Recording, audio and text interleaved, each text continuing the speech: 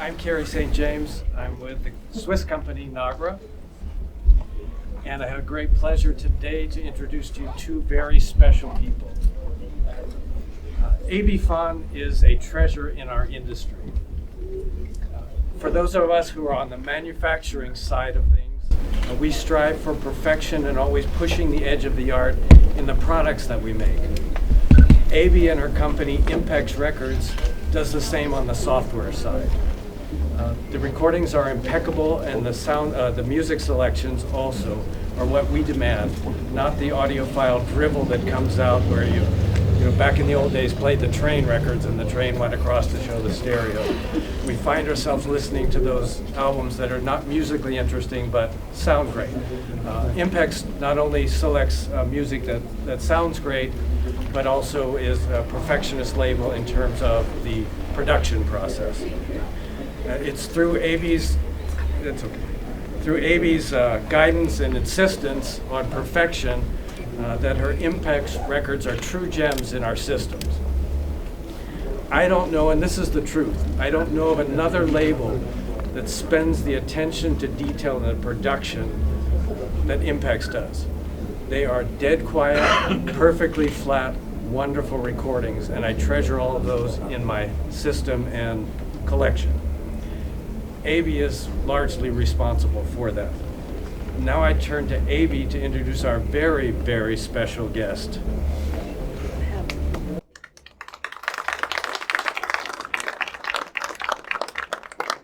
Thank you all for coming, and nice to see some familiar faces. Thank you. I'm a nervous speaker. First, again, my name is Abey. I'm from Impex Records, and before we begin, I'd like to thank Nagra and Kerry, our hosts, for inviting us to be here today. And I am thrilled to be able to collaborate with High End Society to bring our very special guest, guitar legend Al Di Meola, here today.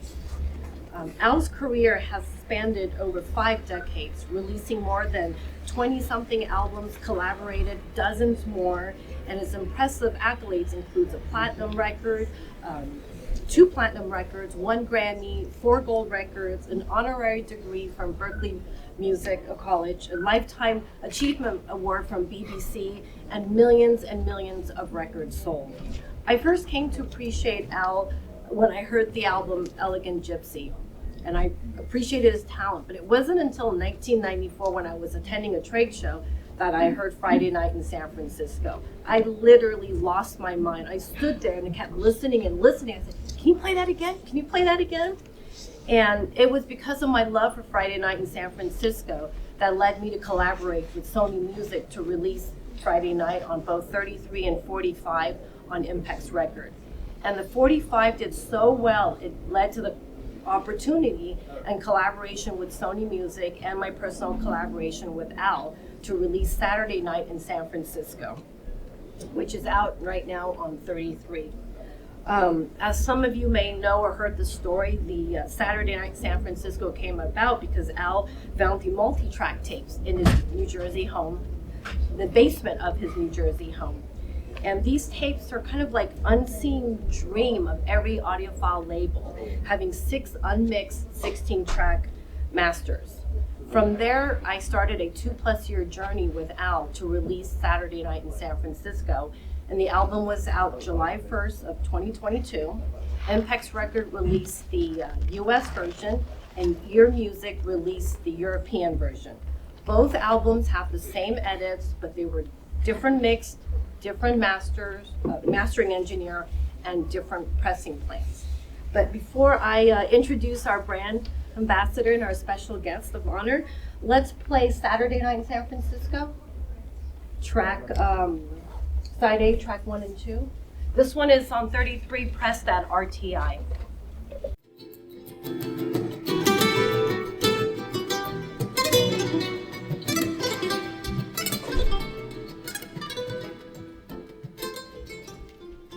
This is just a sample. If you want to hear the rest of the album, you have to go buy it. So it's with my great honor and pleasure to introduce Al Di Meola.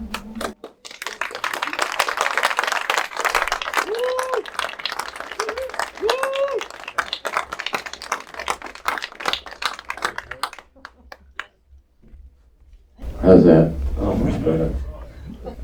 Okay. So anyway, we had we started the tour. I must have been 23. I don't know what I was, but I was pretty young. And I joined this trio. And we had an impresario agent from London, Barry Marshall. You know, books from McCartney and Elton John and everybody. He started in the business with us. And he booked a 2-month tour starting in Scandinavia. He came down through Germany. We did a lot in Germany. We recorded all the shows. We did the rest of Europe, Belgium, France, Italy, Switzerland, Austria. And then we went over to the States and we finished a 2-month tour in San Francisco. And those were we listened to all the tapes, but we found that the last 2 shows were the most magnificent. And so we mixed that record the Friday night. And then, of course, we were left with all of these boxes of tapes. And since the mixing took place in White Plains, New York, they asked what we want to do with the tapes. And I said, well, I live across the river. You know, you can store them in my house. And that's when I got the idea in 2020, when we were pretty much idle at home, to listen to the tapes again and see if they're hopefully not damaged.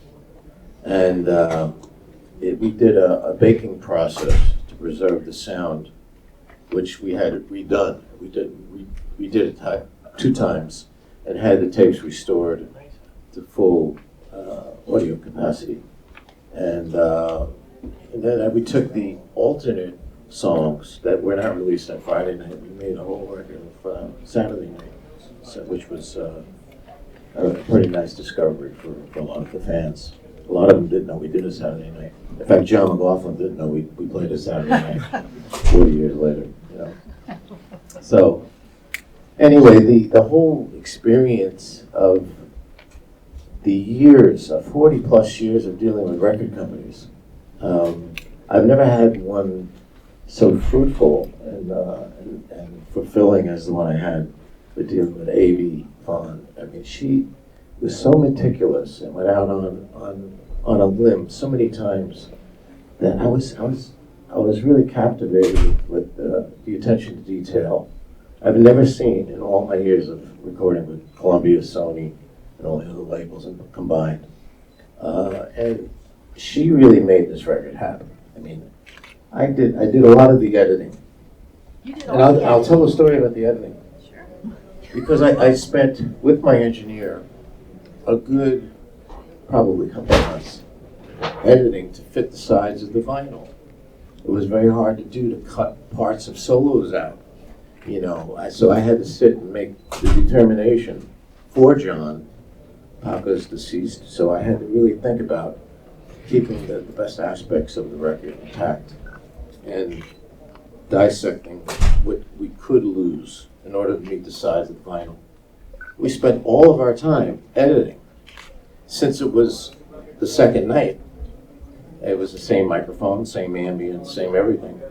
We didn't pay a lot of attention to sorry, A-B. That's okay. We didn't pay a lot of attention to actually A being against Friday night, because it was the same theater. So when Bernie Goodman, the mastering god on the West Coast, he heard it, he goes, it sounds like a different record. So Abey calls me and says, Al, are you sure it's the same place? I said, absolutely. All the boxes are labeled perfectly. She goes, well, you know, she brought up a point. I said, did your Abey against the Friday? And I said, actually, no. We just spent all the time editing. So she had a point. So we went back and we remixed the whole thing, because there are certain levels of ambient mics you have to match the same ambient quality of Friday night. So we had to do a whole new remix. Before that, we did a rebaking at the Skywalker Studio in Northern California. Did a phenomenal job. Brought it up again another level.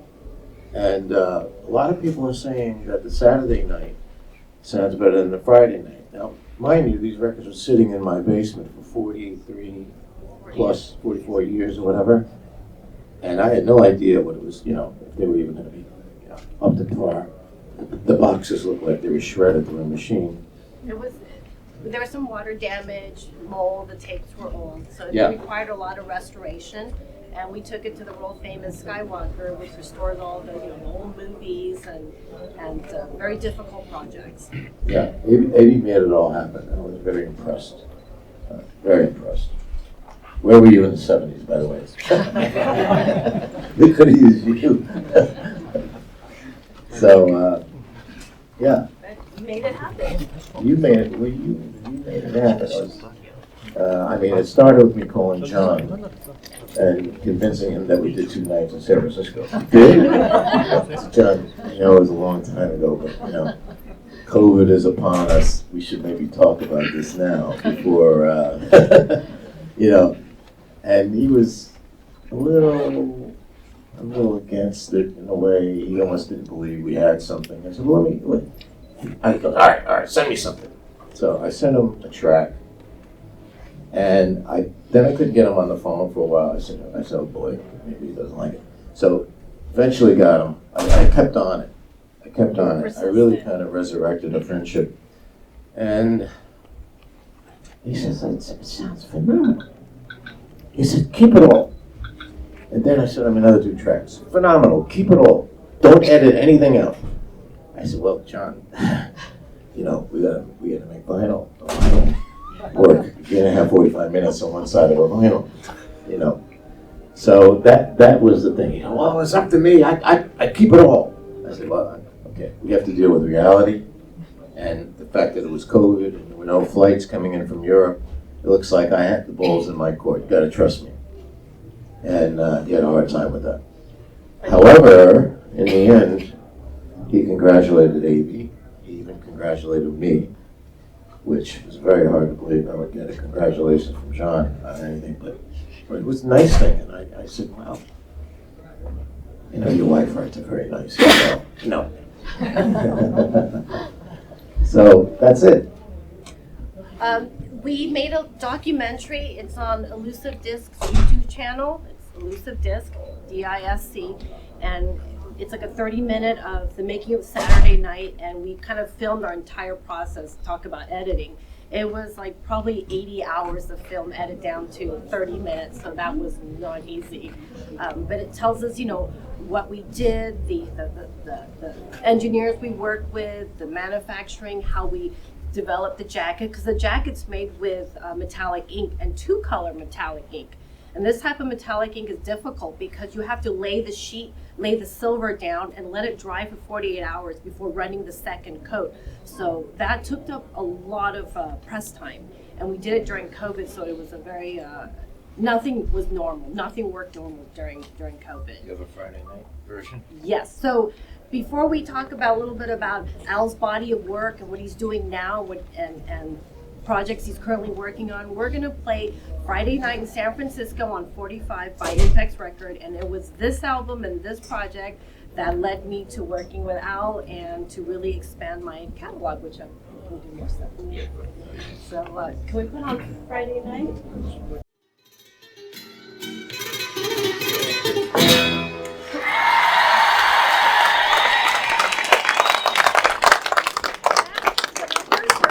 I literally lost my mind. It is absolutely phenomenal. It's sexy. I'm still in love with it. I can hear it over and over. And I actually, when I don't play it on my record, I have it streaming in the background when I'm cooking, little wine. It's phenomenal. Not when you're driving. I listen to podcasts when I drive. Anyway, so I have to say that was a very quiet LP. So I'm very happy. Dead silent. So that was the 45 version. Al, can we have you come back up and would you like to share with the audience, outside of Friday and Saturday, what are you working on right now? What are you doing transferring? Because you're doing a lot of composition. Yes. In 2020, when COVID hit, I was kind of glued to the television, watching the news. It wasn't anything that was really pleasant. So a way to combat that was to just submerge myself down in the studio and just start writing. Because whenever I either wrote music or read music, it completely took my mind off of anything surrounding that was going on. So the writing came fairly easy. It was pouring out, so I just wrote and kept writing. And yeah, it turned into almost a 2.5-year project where I wrote so much, probably I have about 16 new pieces of music that will stretch out over two albums. So it'll be a double album. And I called Your Music up and I told them about it. And, I was expecting them to say, you can't do a duet. Who's going to buy a double record? And they were really happy instead that it happened. So, you know, this record will started out as a solo guitar record, solo acoustic, real purist kind of record. And it just got carried away as time went on. So half of it will remain solo, the other half will have a more full production, including percussion and bass and electric guitar on top of acoustic guitar and some keyboard stuff. So I'm doing mostly everything. It wasn't easy to bring my musicians from Europe to the States at the time. And then at the end of June, I go to Milan to record some symphonic parts that will go on top of some of the tracks that I have already. And then July will be a mixing period. It probably won't come out till the first quarter next year. But production is coming back to somewhat normal, so it won't be so long like Saturday night. It took us 2 years. No. Yeah. And this, I want all of what was created in that 2.5-year period, right, to come out. I don't want to release like another record years from now of that period. That's the mood I was in then, you know. And it saved my life, pretty much. Save your sanity. Well, the sanity, yeah, because we didn't know what was going to happen to humanity in that time, you know. Yes. So, luckily we came out of it, but it was rough. And in some ways it was great, because I think I got to another plateau as a composer, you know. Which most of what you heard back here was improvisation. And that was solely due to the fact that we didn't have cell phones. We didn't have computers. So we had those extra 5, 6, 7 hours a day to practice our asses off in our hotel rooms, knowing that that night we'd be competing against one another, and healthy competition. And the audience got the benefit of that, you know. And then the record came out and surprised Columbia Records, which became Sony. They were very shocked at how well that was received throughout the world. You mentioned during our interview that you guys were been touring for like 2 months. 2 months. So Friday, Saturday was like the end of your tour. So Yeah, you guys the technical chops were so right on, and our, the musical dialogue was really, really at the top. You guys were speaking to each other. Yeah. The interplay is really what made it very happening. That last piece, by the way, was just me and Paco. So there's 3 duets and there's a couple of trio pieces on the first record. But on the new record, Saturday night, there's 4, I think, So there's 4 or 5 trio pieces, yes. no duets, and then you have 3 solo pieces. Yes. Yeah. Yes. So it's quite different. They're all different than Friday. Different performances. Right. So we want to reach out to the audience. Does anybody have questions they like to ask Al? Yes. What's Anything your you wanna favorite know? guitar? What's your favorite guitar? My favorite guitar now, on a lot of the records I've made in the last 15, 20 years have been with a nylon guitar made in Madrid called a Conde Hermanos. And they have a signature model that I have a special pickup on it. Yeah. That guitar I'm playing from that speaker. In fact, Pop was playing a Conde Hermanos back in 1980, and I was playing an Ovation. An Ovation was a steel string guitar that myself and Glenn Campbell made popular. And it was made by an aerospace company. So this guy that owned the aerospace company loved guitar. So he was the maker of helicopters for Vietnam. So he had left over all of his helicopter shell, which is called lyricord. So he managed to use the back of the guitar, which was round, like a helicopter, right? And that's inhibited the amount of feedback. So you can actually turn this acoustic guitar up if you're playing with a band. It also had a plug-in. So it was somewhat between electric and acoustic in a way. More acoustic, but it was a unique sound. Yeah. Anybody else? Well, Feel free. Before we leave, I would like to. Sorry? Who's your favorite bass player? Bass player? Yeah. Oh, Jesus Christ. Are they still around? Well, you know, I played with Stanley Clarke, right? And he really revolutionized the bass. You know, so when that band returned to Forever, when I was 19, I got the gig with my favorite group.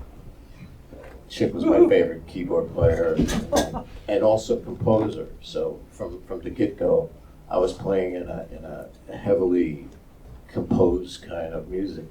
With they were already legends in my book, and so Chick found he had heard a tape of me playing on New Year's Eve in New Jersey with the Barry Miles Quartet. So it was given to him by who I considered to be at the time like my big brother. He's actually my sister's friend, and he was right out of Woodstock, always high, you know, nicest guy in the world, but like a real Woodstock hippie kind of guy. He just happened to like my music. So he took this tape that he made because he was an amateur recording engineer. And I had mentioned to him Return to Forever was my favorite band, but I didn't say to him, hey, can you go to Chick with that tape? He just did it. He found Chick in New York City and the management, and he bugged them to death until they listened to it. And when they heard it, they said, this is the guy.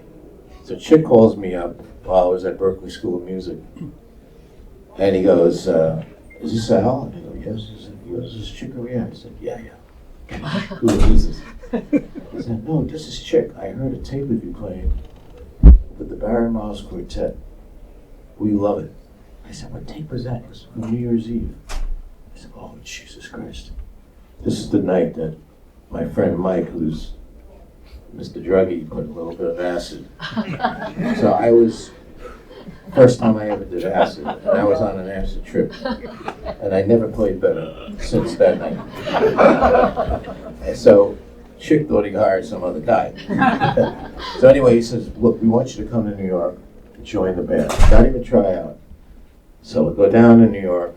Actually, I went home first to my parents. My mother said, what are you doing home from school? I said, Mom, I'm playing Carnegie Hall on Tuesday night. My father's at the table. He goes, get the hell out of here. You're not playing Carnegie. I said, Dad, I'm playing Carnegie Hall with Chick Corea. He goes, who's Chuck Corea? I said, Chick Corea and Return to Forever is my favorite group.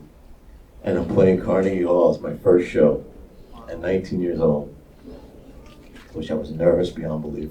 So I did my 2 or 3 days rehearsal in the city. Luckily, I could read music fairly well, enough to get the gig. They sent the limo to the house, to my parents' house. They picked me up. My parents sat looking at me like this. I was facing forward. The car was going this way. My father was looking at me going, I can't believe it. He goes, you know, but I always told you how you get to Carnegie Hall. I always told you. It's practice, practice, practice. And I'm thinking in my head, it's acid, acid, acid.